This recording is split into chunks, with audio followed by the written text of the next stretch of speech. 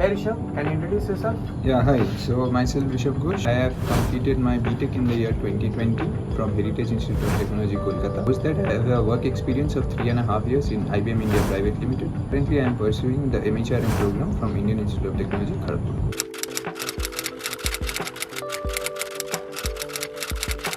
That cat is almost around the corner, so I am sharing out the last minute strategy that I took and which has helped me. This one would be, don't try to learn something new at this point in time. Brush up your old concepts and maintain a different notebook to go through whatever you have learned.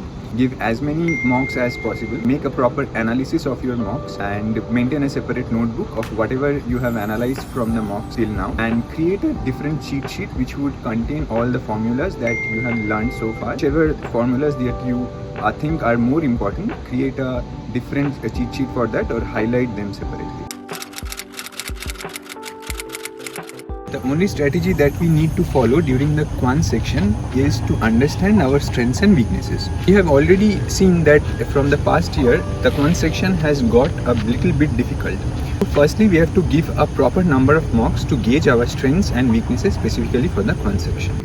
And also, while appearing for the Quant section, we have to skim read all the questions firstly. Then we have to understand which questions we should go first and which questions we should ignore and keep for the last. Once you do this, if you have a proper understanding of the questions, you will at least get 8 to 9 questions which would be easily be doable by you.